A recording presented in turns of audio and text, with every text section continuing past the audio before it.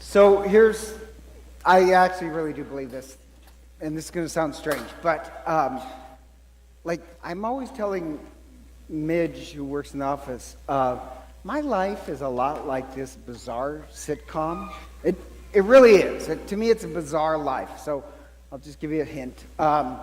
So every day, something weird always happens, and after a while, I kind of have to deduce that there's one common denominator, and that is the deacons. So I think they cause it, but something weird happens every day. So like Thursday was a very, very busy day, and for me, I have my whole day scheduled. And anyhow, I was away before lunch, and I was coming by the parish. I had 10 minutes to print something off I needed, and then I was off to another appointment. So I'm basically coming in and out. So I go into the office, and I sign something, and they've got to be like in their 20s. Three guys are waiting. And Joey says, they've been waiting for you since before lunch. And so I said, what can I help you with? And the guy says, well, I was wondering, do you know Jesus? Yeah, I know Jesus. Know him very well. Thank you. So, I already know where this is going to go. And to be honest, I actually had him nailed. And I said, well, who are you guys with? And they said, well, we're missionaries. And they weren't Mormons. They're a different sect. They said, we're missionaries. And I already know what they are now. We're missionaries. I said, well, what missionary group are you with? And they said, we're from California. So I said, I don't think that's a missionary group. So I said, what group are you with? And they said, and I already know where this is going to go. I know about this group because they came a couple of years ago. And they said, we just want to know if you know Jesus. And I said, yeah, I know Jesus. And he said, well, can we meet so I can tell you what Jesus has done in my life? And no. And so I said, no. I work by appointments, and I'm leaving. And they said, well, can we meet later? No. So, yes, I'm kind of rude, but I don't know. There's something about a 20-year-old asking a priest if he knows Jesus that I find slightly insulting. But so the bizarre part, this sect, to me, they're very bizarre. I'm just giving my opinion because you can't just join their group. You have to be weeded out. They won't even tell you where they worship. And then you have to once you prove that you're one of the good ones, they'll let you in their group. So, in the odd part, you know what that reminds me of? Pharisees. Because Pharisees, the word Pharisee means separated ones, that they're separated because, I am so much better than that person there. Trust me, I am. We can't be anywhere near around those people. That's what this group is like, and I mention that for this reason. That idea that you can weed the good people from the bad, that's not only in today's gospel, but that's how today's gospel really started. And you have to actually go back a couple verses where Jesus is, as I mentioned last week, going to tell 7 parables in a row. And it starts because Jesus just healed some people, and the Pharisees come along and say, oh, it's by the power of Beelzebub, the devil, that you're healing people. So the amazing part is the Pharisees, who keep themselves separate from all those unworthy people, they can look at God and call God the devil. And so Jesus, in turn, gives these 7 parables. And this is number 2, 3, no, sorry, I don't know, holding on. 2, 3, and 4 that he just gave. And the first parable is about the wheat and the weeds. And the parable is this. Why is there evil in the world? If God created the world good, why is there evil? And he says, there's a parable because an enemy comes and sows weeds. Now, the background on this, I love this. This was a problem in the ancient world, that if you were a farmer and I wanted to get even with you, what I would do is there's this weed called it's a darnel plant, and it grows and it looks just like wheat. And the only time that you can tell the difference between the darnel and the wheat is at harvest time, because they turn different colors. Otherwise, it looks the same. They're very hard to distinguish. But the darnel is slightly poisonous. So if I do it, you have no choice but to really grow it all and separate it at harvest time. So there was this Roman law against sowing darnel in somebody else's field, because it was such a way of sabotaging somebody else's good wheat. And the point being is that servants come and say to the Lord of the harvest, well, do you want us to pull the weeds? He said, no, don't do it, because you'll damage the innocent as well. So the idea is this: yeah, there is evil in the world, but you don't have to go around saying, this person's a weed and that person over there is a weed. You don't have to try and pull them out. You'll just end up hurting innocent people, because we're all woven together. Our roots are connected. So don't worry about it. The Lord of the harvest will do it at harvest time. They're not going to escape anything. And just also, with the darnel, if you're a farmer, your only choice would be to bundle up the darnel and use it as a heating source. So that's why he says to be bound and thrown into fire, because that's actually what they would do. But a lot of people in the world, and especially religious people, think that they have a right to declare who's a weed and who's a wheat. And the Lord of the harvest says, no, be patient. And I love that, where he wants patience, because don't worry, I'll take care of that. And even if you're absolutely sure that that person right there is a weed, it's not your farm. You don't own the land. So it's not your right to pull it up. And I love the patience of the Lord of the harvest, Christ, that he'll give them time, because maybe they'll change.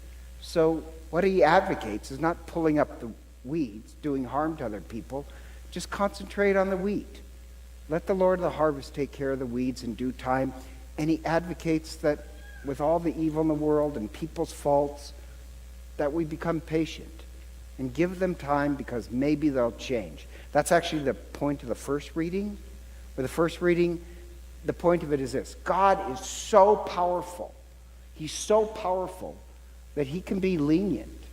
God is so powerful that he can give time and hope that people will change. He doesn't have to show his power by hurting people.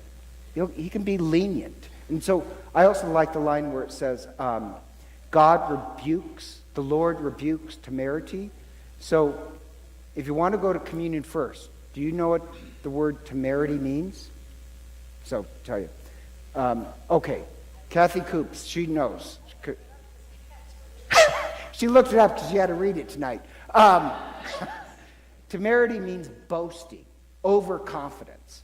And the point of is, if you're a weak person, then you really have to rely on shows of power and boasting and arrogance, because you're weak. A truly strong person, they can be kind and patient, even with the weeds of the world. So what is the kingdom of God like? The kingdom of God is like people that don't need to separate the wheat from the weeds. They can be patient. I love that. So the guys coming in saying, do you know Jesus? And belong to this group that they really do. I know this group. They clearly define people as weeds and weeds. That's not the kingdom of God. Don't act like that. Be strong and show kindness and patience, even with other people's faults. Or the next parable, which actually is one of my favorites, of the mustard seed, that the kingdom of God is like a mustard seed. This is the opposite of the wheat and the wheat parable. I love it so much that, to be honest, I'm actually thinking about having it at my funeral. I love this parable. But when he says, be like the mustard seed, you have to understand this, and this is the joke. The mustard plant, it was a weed. So in this parable, God plants these weeds. And it's really a tiny, tiny thing. But the thing about the mustard mustard plant is that when it grows, it really holds its ground. It doesn't give up easily. And the mustard was, in ancient times, a herbal remedy for some problems. And he says, this weed is going to grow and turn into this tree that is a sheltering home for the rejected in the world. That's what the birds are, the rejected. That's what the kingdom of God is like. I like that. I like that for this reason. I have to admit, my gift is not hospitality. That's for the Italians. I'm not, I know it's one of the virtues, but I'm really not that hospitable. I literally have a sign in my house on the door that says, beware of dog. I don't even have a dog. I just don't want people to bother me. Yes, I'm like a weed. I really am. I'm most like a weed. And the point of it is this. I'll even prove to you I'm not hospitable. And this also proves what a crazy life I have, because a couple nights ago, in the middle of the night, just a couple hours before dawn, I was asleep for hours. It was really late at night, like 10:15. And seriously, there's this banging on my door. So immediately, I'm like, on the edge. And I'm thinking, oh my God, somebody's dying. The house is on fire. They've found a cure for baldness. So I jump out of bed. I run to the door. I open the door. And yes, what is it? And this guy's there, and he says, are you a priest? I'm literally in my boxers and a scapular. That's all. And I said, do I know you? And he said, no, but somebody said a priest lives here, and my son and I are in a discussion. We're having an argument, and I'm wondering if you would come over to our house and settle this argument. Like, are you serious?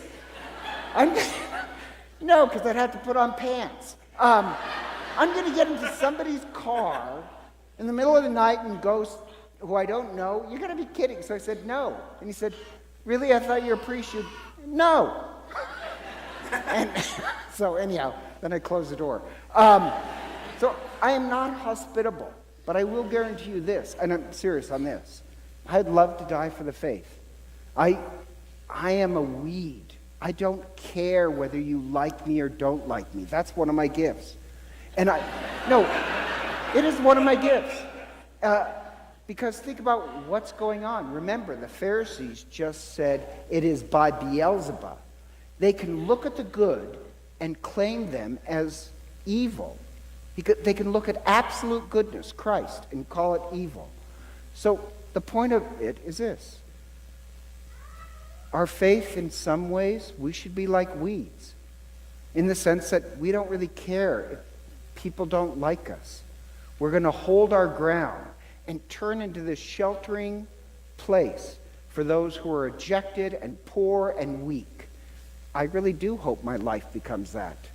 I hope I do protect the weak and the vulnerable, become a sheltering place. I hope our parish does. I'm not that good at hospitality, but I'm great at stubbornness. And I do want to become this sheltering place. That is what the kingdom of God is like, where you don't care where the super religious, the separated type, consider you evil. You will do your good no matter what. Or the kingdom of God is like a woman with 3 measures of flour, and she puts in yeast. What the heck does that mean? The idea is this. The yeast will work on the dough and make it good. And it works hidden behind the scenes. By the way, what is 3 measures of flour? Where else do you see that in the Bible? Please? Oh, good. Somebody said it. Whoever said it, you get a free confession. Sarah, at the very beginning of religion, Abraham and Sarah, she makes for these strangers 3 measures of flour, 50 pounds of bread. 3 measures of flour mean religion. We're supposed to be working inside religion, turning religion, instead of like the Pharisees, just rules and regulations, into something really good. We are hidden in the midst. So the point being is this. I hope we do have the patience of a farmer. I hope we're so strong that we can be patient with other people's weaknesses. We don't have to condemn them as weeds. I hope we're as stubborn as the mustard plant, where we will shelter the rejected, not caring whether other people define us as good or bad. I hope we're like the yeast that turns our religion into something that truly gives life to the world. That's what the kingdom of God is like. And so, together, let us stand and profess our faith.